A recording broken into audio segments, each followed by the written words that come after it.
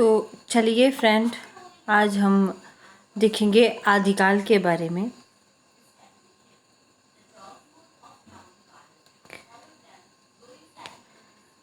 आचार्य रामचंद्र शुक्ल द्वारा वर्णित आदिकाल के संदर्भ में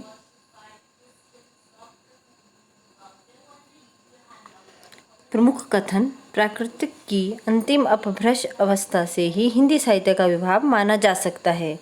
हिंदी साहित्य का आदिकाल संवत 1050 से लेकर संवत 1375 तक अर्थात महाराज भोज के समय से लेकर हमीरदेव के समय के कुछ पीछे तक माना जा सकता है। राज आश्रित कवि और चारण जिस प्रकार नीति श्रृंगार आदि के फुटकल दोहे राजसभाओं में सुनाया करते थे, उसी प्रकार अपने आश्रयदाता राजाओं के पराक्रमणपूर्ण चरित्रों या गाथाओं का वर्णन भी किया करते थे। यही प्रबंध परंपरा रासों के नाम से पाई जाती है, जिसे लक्ष्य करके इस काल को हमने वीरगाथा काल कहा है। क्या कहा है? वीरगाथा काल कहा है।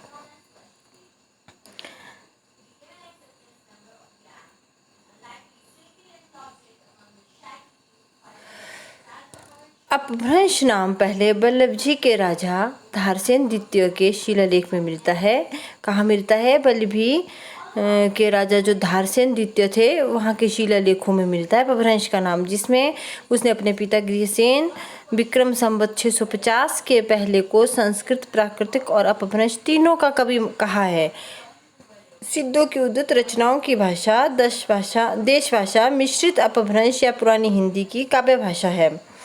पुरानी हिंदी की व्यापक काव्य भाषा का ढांचा शौरसेनी प्रसूत अपभ्रंश अर्थात ब्रज और खड़ी बोली पश्चिम हिंदी का था।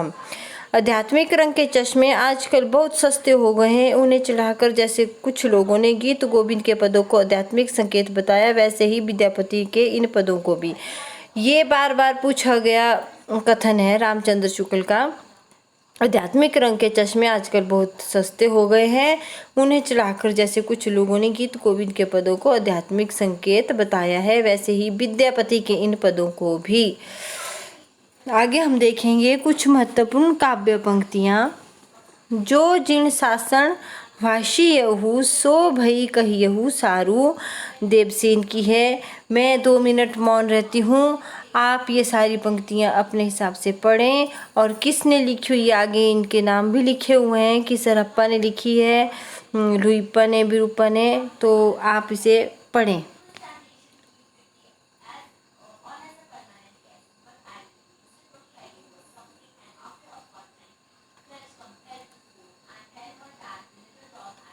या फिर आप वीडियो को स्टॉप करके भी इन पंक्तियों को अपने आप पढ़ सकते हैं।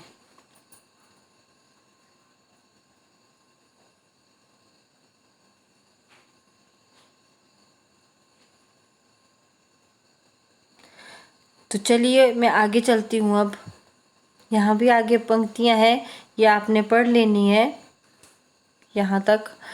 आगे हम पढ़ेंगे महत्वपूर्ण तथ्य। प्राकृताभास हिंदी का तात्पर्य है प्राकृतिक की रूढ़ियों में बहुत कुछ बद हिंदी। कवि विद्यापति ने 2 प्रकार की भाषा का प्रयोग किया है, पुरानी अपभ्रंश का और बोलचाल की देशी भाषा का। गाहा या गाथा कहने से प्राकृतिक का बोध होता है, दोहा या दूहा कहने से अपभ्रंश या लोक प्रचलित काव्य भाषा का बोध होता है। भरत मुनि विक्रम संवत 3री शती नाट्यशास्त्र में अपभ्रंश नाम न देकर लोक भाषा को देश भाषा ही कहा है। क्या कहा है? अपभ्रंश नाम न देकर के लोक भाषा को क्या कहा है? देश भाषा कहा है। अपभ्रंश या प्राकृताभास हिंदी की रचना विक्रम की 7वीं शताब्दी से होने लगी थी। 84 सिद्ध आ गए। फिर 84 सिद्धों के नाम यहाँ दिए हुए हैं, ये आप खुद पढ़ेंगे। मैं 2 मिनट चुप रह जाती हूँ।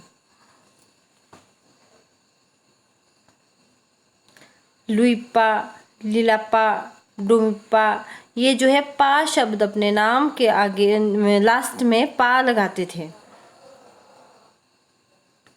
तो जो सिद्धों की संख्या है वो 84 है।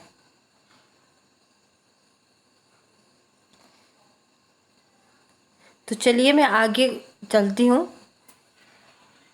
ऐसे तो ज़रूरी नहीं है, लेकिन यूजीसी नेट वगैरह के एग्ज़ाम के लिए या आपने डीपली स्टडी करनी है हिंदी साहित्य की, तो उसके लिए आपको ये 84 सिद्धों के एक एक बार रीड कर लेते हैं तो फिर थोड़ा सा आइडिया लग जाता है एग्ज़ाम में। आगे हम देखते हैं सिद्ध में सबसे पुराने सरोज ब्रज भी नाम है। देखो सबसे पुराना है सरोज ब्रज। महासुखवाद का प्रवर्तन ब्रजयान शाखा में हुआ। महासुख का अर्थ है आनंद स्वरूप ईश्वर तत्व। प्रज्ञा और उपाय के योग से इस महासुख दशा की प्राप्ति मानी गई है। किसके योग से? प्रज्ञा और उपाय के योग से किसकी महासुख दशा की प्राप्ति मानी गई है। गोरखनाथ का नाथ पंथ मूल रूप से ब्रजयान शाखा का ही एक रूप है। जो गोरखनाथ थे नाथों में, वो ब्रजयान शाखा का ही एक रूप माना जाता है। गोरखनाथ ने पतंजलि के उच्च लक्ष्य ईश्वर प्राप्ति को लेकर हठ योग परिवर्तन किया है। ब्रजयानी सिद्धों का लीला क्षेत्र भारत का पूर्वी भाग था। ये आपने याद रखना है, ब्रजयानी सिद्धों का लीला क्षेत्र कहाँ का था? भारत का पूर्वी भाग था। गोरखनाथ ने अपने ग्रंथ का प्रचार देश के पश्चिमी भागों में विशेषकर राजपूतानी और पंजाब में किया। नाथों की संख्या 9 मानी गई है। मोस्ट इंपॉर्टेंट, नाथों की संख्या कितनी मानी गई है? 9। लोग इन्हें नवनाथ भी कहते हैं। गोरक्ष सिद्धांत संग्रह ने इनका नाम निम्न क्रम में बताया है। कौन कौन से ये नवनाथ? नागार्जुन, जड़ भरत, हरिश्चंद्र, सत्यानाथ, भीमनाथ, गोरक्षनाथ, चरपट, जलंधर और मलयार्जुन। अब हम देखेंगे अपभ्रंश साहित्य। डॉक्टर राम कुमार वर्मा ने अपभ्रंश भाषा के प्रथम कवि किसको माना है? स्वयंभू को। किसने माना है? राम कुमार वर्मा ने। किस भाषा का? अपभ्रंश भाषा का। किसे माना है? स्वयंभू को हिंदी का प्रथम कवि माना है। स्वयंभू 8वीं शती 783 ईस्वी के आसपास विद्यमान थे। स्वयंभू को ही जैन परंपरा का भी प्रथम कवि माना है। स्वयंभू के 3 ग्रंथ माने बताए जाते हैं। 3 ग्रंथ कौन कौन से हैं? पौंचर्यु, रिठ्ठणिमचर्यु तथा स्वयंभू छंद। तो ये आपने याद रखने हैं और 1-2 बार रिपीट करने हैं अपने आप पढ़ के कि स्वयंभू के 3 ग्रंथ कौन कौन से हैं? पौंचर्यु, रिठ्ठणिमचर्यु तथा स्वयंभू छंद। स्वयंभू को अपभ्रंश भाषा का वाल्मीकि तथा व्यास कहा जाता है। क्वेश्चन आ जाता है जैसे कि अपभ्रंश भाषा का वाल्मीकि और व्यास किसे कहा जाता है, तो आपका आंसर क्या होगा? स्वयंभू। ठीक है, आगे हम चलते हैं।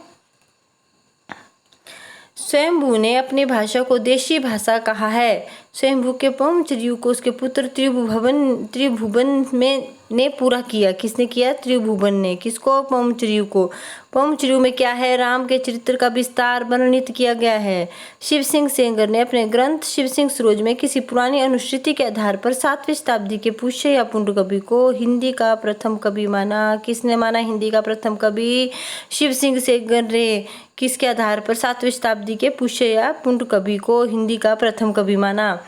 आचार्य हजारी प्रसाद द्विवेदी के अनुसार यह पुष्य संभवतः अपभ्रंश का प्रसिद्ध कवि पुष्यदंत है, जिसका विभाग 9वीं शती में होता है। हजारी प्रसाद इसको अपभ्रंश का प्रसिद्ध कवि पुष्यदंत कहते हैं। सर्वमान्य धारणा की पुष्यदंत का विभाग 972 ईस्वी या 10वीं सदी में हुआ। पुष्यदंत की प्रमुख रचनाएं 63 महापुरुष गुणालंकार, नय कुमार चर्यु और जसहर चर्यु। ये आपने 2-3 बार रिपीट कर लेनी है जिससे आपको याद हो जाए। 63 महापुरुष गुणालंकार पुष्यदंत की और नय कुमार चर्यु और जसहर चर्यु। पुष्यदंत की 63 महापुरुष गुणालंकार को ही महापुराण नाम से जाना जाता है। महापुराण में 63 महापुरुषों का जीवन चरित्र वर्णित है। पुष्यदंत ने अपनी चरित्र काव्यों में चौपाई छंद का प्रयोग किया है। पुष्यदंत ने साहित्य की रचना विशुद्ध धार्मिक भाव से की है। अपभ्रंश और अपहट में चौपाई 15 मात्राओं का छंद है। पुष्यदंत को हिंदी का भवभूति कहा जाता है। हिंदी का भवभूति किसे कहा जाता है? इम्पोर्टेंट, पुष्यदंत को। शिव सिंह सेंगर ने पुष्य कवि को भाखा की जड़ कहा है। भाखा की जड़ किसको कहा है? पुष्यदंत को या पुष्य कवि को शिव सिंह सेंगर ने। पुष्यदंत ने स्वयं को विमान मेरु काव्य रत्नाकर कवि कुलतिलक और उपाधियों से विभूषित किया है। हरिशेन ने अपनी धम्म प्रोखा में अपभ्रंश के 3 कवि माने हैं, चतुर्मुख, स्वयंभू और पुष्यदंत। स्वयंभू ने चतुर्मुख को पदड़िया पद का प्रवर्तक का तथा सर्वश्रेष्ठ कवि कहा है। पदरी 16 मात्र का मात्रिक छंद है। इस छंद के नाम पर इस पद्धति पर लिखे जाने वाले काव्यों को पदड़िया बंद कहा जाता है। पुष्यदंत मान्यखेड़ के प्रतापी राजा कर्ण के महामात्य भीम के सभा कवि थे। धनपाल वाक्यपति राजमुंज के कवि तथा रतन थे, जिन्हें मुंज ने सरस्वती की उपाधि दी थी। अपभ्रंश के तीसरे प्रमुख कवि कौन थे? धनपाल। 10वीं सदी में भविष्यवक्ता कहा की रचना की थी, इसने भविष्यवक्ता कहा। 12वीं शताब्दी में जिन दत्त सूरि द्वारा लिखित उपदेश रसायन रास को जैन रास काव्य परंपरा का प्रथम ग्रंथ माना था। इसको जैन रास काव्य परंपरा का प्रथम ग्रंथ किसका? जिन दत्त सूरि का उपदेश रसायन रास। उपदेश रसायन रास अपभ्रंश भाषा का प्रथम रास काव्य भी था ये।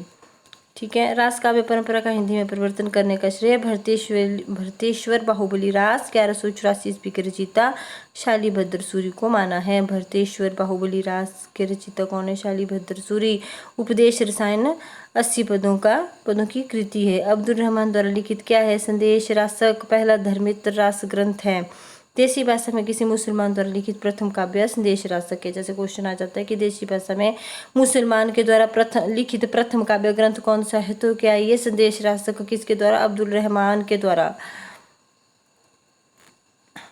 आगे हम देखते हैं, संदेश रासक एक खंड काव्य है जिसमें विक्रमपुर की एक योगिनी की विरह की कथा वर्णित है। विद्वानों ने इसका में 12वीं शती की उत्तरार्ध और 13वीं शती का प्रारंभ माना है।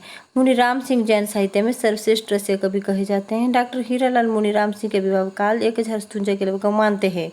मुनिराम सिंह ने पहाड़ दुआ की रचना की थी। पहाड़ दुआ की रचना किसने की थी? मुनिराम सिंह ने।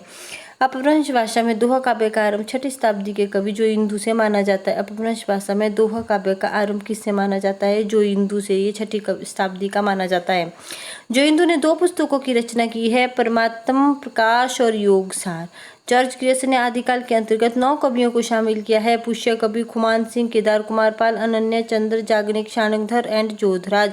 मिश्र बंधु ने मिश्र बंधु विनोद के प्रथम संस्करण में आरंभिक काल 700 से 1444 के अंतर्गत 19 कवियों को स्थान दिया है।